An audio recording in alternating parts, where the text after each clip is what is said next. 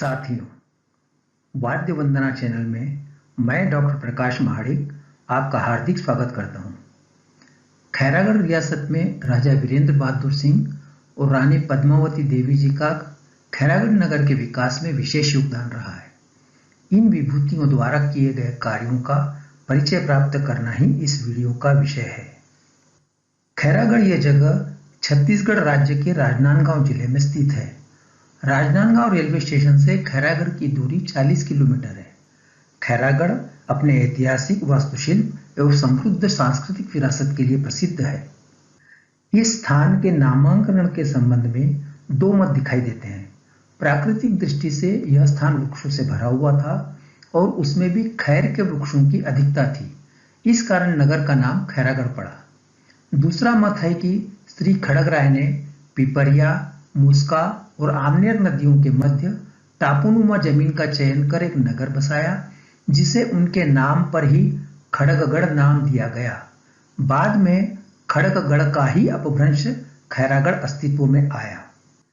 इस रियासत के इतिहास पर विचार करें तो ज्ञात होता है कि खैरागढ़ राज परिवार का संबंध छोटा नागपुर के नागवंशियों से है। चूटिया नागपुर के श्री नरेंद्र महाराज के पुत्र श्री लक्ष्मी निधि कर्ण राय मंडला चले गए। मंडला के राजा आपकी वीरता से प्रभावित हुए और राजा ने प्रसन्न होकर सन 1490 में खोलवा का क्षेत्र श्री लक्ष्मी निधि कर्ण को प्रदान किया। बाद में इनके वंशज श्री अनूप सिंह के पुत्र श्री खड़गराय गद्दी पर आसीन हुए। श्री खड़गराय द्वारा 18वीं शताब्दी के मध्य अपनी राजधानी खोलवा से खैरागढ़ स्थानांतरित कर दी गई। इनके पुत्र श्री टिकेत राय सन 1769 में खैरागढ़ राज्य के सिंहासन पर आरूढ़ हुए। तत्पश्चात श्री टिकेत राय के पुत्र श्री महिपाल ने गद्दी संभाली। राजा महिपाल के 3 सुपुत्र थे। इनमें से श्री लाल फतेह सिंह को उत्तराधिकारी नियुक्त किया गया। श्री लाल फतेह सिंह जी का राज तिलक सन 1837 में हुआ, तब इनकी आयु मात्र 11 वर्ष की थी। लाल फतेह सिंह ने किलापारा स्थित पुराने किले को तोड़कर नगर के मध्य नए राजमहल का निर्माण किया। कहा जाता है कि नगर के बीचों बीच स्थित फतेह मैदान का नामकरण इन्हीं के नाम से किया गया है। इनका निधन सन 1874 में हुआ। लाल फतेह सिंह के 4 पुत्रों में सबसे बड़े पुत्र श्री उमराव सिंह थे। लाल उमराव सिंह का जन्म कृष्ण जन्माष्टमी को हुआ, इसलिए इन्हें कन्हैया लाल भी कहा जाता था। आप सन 1883 में राजगद्दी पर आसीन हुए। राजनांदगांव और दुर्ग से खैरागढ़ नगर में प्रवेश करने के लिए जिस पुल का उपयोग किया जाता रहा, उसे उमराव पुल के नाम से संबोधित किया जाता था। दिनांक 19 फरवरी 1891 को आपका स्वर्गवास हुआ। लाल उमराव बहादुर सिंह जी की 5 संतानों में ज्येष्ठ पुत्र राजा कमल नारायण सिंह जी को उत्तराधिकारी बनाया गया। इनका जन्म 11 अगस्त 1861 को नागपुर में हुआ। आप सन 1891 में सिंहासन पर आसीन हुए। सन 1898 में इन्हें राजा की उपाधि से नवाजा गया। इनके पूर्व यह रियासत जमींदारी के अंतर्गत आती थी। खैरागढ़ रियासत में समय समय पर अनेक स्थापत्यों का निर्माण किया गया। इन स्थापत्यों के अंतर्गत कमल विलास पैलेस का वर्णन मिलता है। इस महल का निर्माण राजा कमल नारायण सिंह द्वारा करवाया गया था। खैरागढ़ रियासत के आवासीय भवनों में कमल विलास पैलेस सबसे महत्वपूर्ण स्थापत्य है। वर्तमान समय में यह भवन इंदिरा कला संगीत विश्वविद्यालय के नाम से प्रसिद्ध है। राजा कमल नारायण सिंह जी एक अच्छे संगीतज्ञ और साहित्यकार थे। उल्लेखनीय है कि आपने 5 ग्रंथों की रचना की, यथा कमल नारायण विनोद, कमल नारायण प्रहर्ष, कमल प्रकाश माला, शीतला यश मालिका और दिल्ली दरबार। सन 1900 में हाईस्कूल की स्थापना आप ही के द्वारा की गई थी। शैक्षणिक दृष्टि से खैरागढ़ नहीं बल्कि आसपास के क्षेत्र के विद्यार्थियों के लिए भी यह विद्यालय अत्यंत उपयोगी सिद्ध हुआ। राजा कमल नारायण सिंह जी का स्वर्गवास दिनांक 7 अक्टूबर 1908 को हुआ। राजा कमल नारायण सिंह जी की 4 संतानों में ज्येष्ठ सुपुत्र श्री लाल बहादुर सिंह थे। राजा लाल बहादुर सिंह जी का जन्म सन 1889 में हुआ था।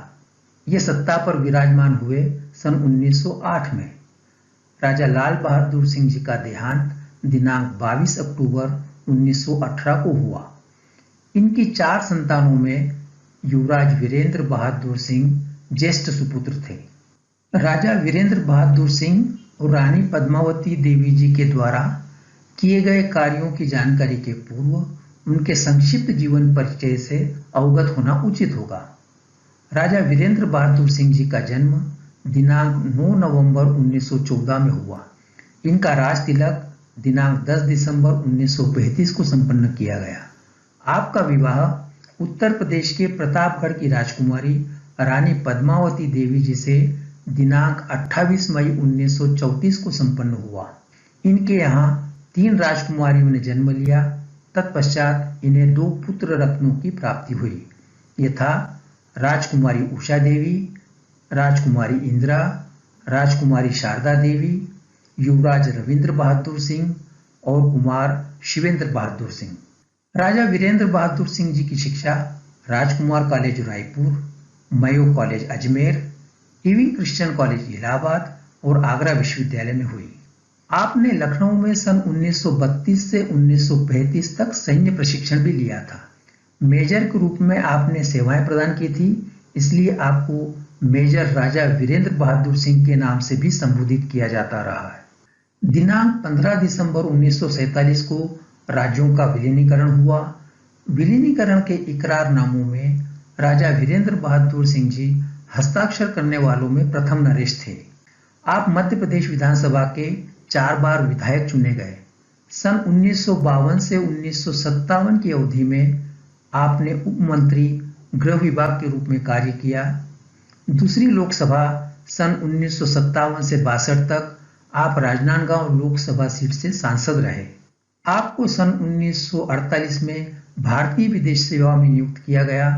पुर्तगाल देश के लिस्बन शहर में कुछ अवधि तक आप प्रथम सचिव के रूप में कार्यरत रहे तथा सन 1951 में भारत सरकार के विदेश मंत्रालय में आपने अपनी सेवाएं प्रदान की। राजा वीरेंद्र बहादुर सिंह जी अनेक भाषाओं के ज्ञाता थे। उन्हें उर्दू शायरी का विशेष शौक था तथा नाग उपनाम से शायरी करते थे। कुलात्य नाग आपका विशेष संग्रह था। रानी पद्मावती देवी जी का जन्म दिनांक 17 जुलाई 1918 को उत्तर प्रदेश के प्रतापगढ़ में हुआ था। प्रतापगढ़ के राजा प्रताप बहादुर सिंह की वे छोटी सुपुत्री थी। रानी पद्मावती जी मध्य प्रदेश विधानसभा में सन 1952 से लगातार 3 बार विधायक रही। यह गरिमा की बात है कि प्रदेश की प्रथम महिला मंत्री बनने का गौरव रानी पद्मावती देवी जी को प्राप्त हुआ। आपने सन 1956 से 1967 तक मध्य प्रदेश शासन के लोक स्वास्थ्य, समाज कल्याण, यांत्रिकी और नगर निकाय आदि विभागों में मंत्री पद पर कार्य किया। रानी पद्मावती देवी जी इतनी लोकप्रिय थी कि सन 1957 के विधानसभा चुनाव में वे वीरेंद्र नगर क्षेत्र से निर्विरोध निर्वाचित हुई थी। आप सन 1967 से 1971 तक संसद के लिए लोकसभा सदस्य के रूप में निर्वाचित हुई। इस दौरान आपने क्षेत्र के विकास के लिए अनेक कार्य किए। रानी पद्मावती देवी जी उत्तर प्रदेश की होने के कारण प्रारंभ में उनका परिचय छत्तीसगढ़ी भाषा से नहीं था, किंतु विवाह के उपरांत कुछ दिनों के भीतर ही उन्होंने छत्तीसगढ़ी भाषा को आत्मसात किया। आप अपनी बोलचाल के लिए छत्तीसगढ़ी भाषा का उपयोग करती थी एवं रानी पद्मावती देवी जी हिंदी, उर्दू, अंग्रेजी, नेपाली और छत्तीसगढ़ी भाषाओं में पारंगत थी। एंथस शहर में आयोजित अंतर्राष्ट्रीय समाज सम्मेलन में रानी पद्मावती देवी जी ने भारत के प्रतिनिधि मंडल का प्रतिनिधित्व किया था। द्वय राजा एवं रानी साहिबा ने खैरागढ़ के विकास हेतु अनेक धार्मिक, शैक्षणिक एवं सामाजिक कार्य किए। आपने अपने बड़े पुत्र राजकुमार रविंद्र बहादुर सिंह के नाम से रविंद्र इंडस्ट्रियल स्कूल का निर्माण कराया, जो बाद में पॉलिटेक्निक संस्था के रूप में विकसित हुआ। विशेष बात यह है कि इसका उद्घाटन 15 अक्टूबर 1956 को श्रीमती इंदिरा गांधी के द्वारा संपन्न किया गया था। शिक्षा के क्षेत्र में प्राथमिक शाला का निर्माण करना महत्वपूर्ण कार्य है। आपके द्वारा सन 1927 में शासकीय कन्या प्राथमिक शाला खैरागढ़ का निर्माण किया गया। स्कूल का उद्देश्य तत्कालीन समय में महिला शिक्षा को प्रोत्साहित करना था। श्री शिवेंद्र बहादुर सिंह जी के नाम से शिवेंद्र संस्कृत पाठशाला प्रारंभ की गई थी। आप द्वय प्रजा के स्वास्थ्य के प्रति अत्यंत सजग थे। आपने प्रजा के हित में सन 1936 में king George silver jubilee hospital का निर्माण करवाया।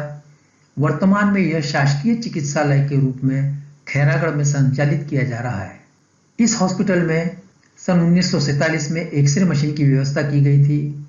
इसका उद्घाटन कोरिया राज्य के महाराजा रामानुज प्रताप सिंह देव तथा ईस्टर्न स्टेट यूनियन के अध्यक्ष द्वारा दिनांक 1 नवंबर 1947 को किया गया था। इस हॉस्पिटल की विशेष बात है कि बारिश के दिनों में व्यक्ति बगैर भीगे एक स्थान से दूसरे स्थान तक आ जा सकता है। खैरागढ़ रियासत के अंतर्गत प्रमुख शिव मंदिरों में वीरेश्वर महादेव मंदिर का महत्वपूर्ण स्थान है। इस मंदिर के नींव का पत्थर राजा वीरेंद्र बहादुर सिंह जी द्वारा दिनांक 12 मार्च 1938 को रखा गया था। मंदिर पूर्ण होने पर मूर्ति की प्राण प्रतिष्ठा दिनांक 19 फरवरी 1947 को की गई थी। इस अवसर पर रुद्र महायज्ञ आहूत किया गया था। मंदिर प्रवेश करने पर प्रथम संगमरमर के पत्थर से बनी हुई नंदी की प्रतिमा के दर्शन होते हैं। गर्भगृह के बीचों बीच शिवलिंग को संगमरमर के आयताकार घेरे में प्रतिष्ठापित किया गया है। वीरेश्वर महादेव मंदिर में महाशिवरात्रि पर्व पर विशेष पूजन एवं रुद्राभिषेक का आयोजन किया जाता है। आपने मनोरंजन हेतु राजा लाल बहादुर क्लब का निर्माण करवाया। क्लब में मनोरंजन एवं खेल की विविध गतिविधियां संचालित रहती थी। रानी पद्मावती देवी जी के आग्रह पर सप्ताह में एक दिन इसे महिलाओं के लिए आरक्षित किया गया था।